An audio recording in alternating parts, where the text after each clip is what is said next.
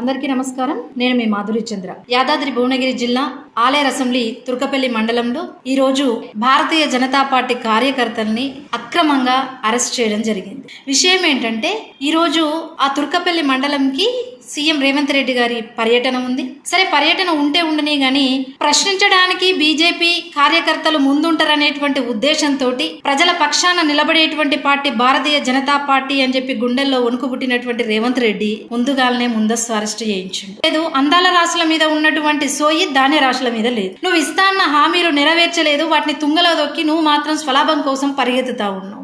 నువ్వు ఇస్తా అన్న 2500 రూపాయలేవి, నువ్వు ఇస్తాన ఎలక్ట్రిక్ స్కూటీలేవి, కళ్యాణ లక్ష్మిలో భాగంగా 1,00,000 రూపాయలతో పాటు తులం బంగారం ఊసెక్కడ, మరి రేషన్ కార్డులు అందరికి ఇచ్చినావు, నెక్స్ట్ ఇస్తానటువంటి పెన్షన్లేవి, ఈ అన్నిటినీ అడగడానికి భారతీయ జనతా పార్టీ ప్రజల పక్షాన్ని నిలబడి ఈ రోజు మిమ్మల్ని అడగడానికి వస్తున్నటువంటి భారతీయ జనతా పార్టీ కార్యకర్తల్ని ముందస్తుగా అరెస్ట్ చేస్తావా? కొంచెమన్నా సోయుందా అని చెప్పి నేను అడుగుతా ఉన్నా. అరెస్ట్ చేసినటువంటి భారతీయ జనతా పార్టీ కార్యకర్తల్ని వెంటనే విడుదల చేయాలి, లేకపోతే మునుముందు పరిణామాలు పెద్దగా చోటు చేసుకుంటాయని భారతీయ జనతా పార్టీ తరపున డిమాండ్ చేస్తూ భారత్ మాతాకి జై, జై హింద్.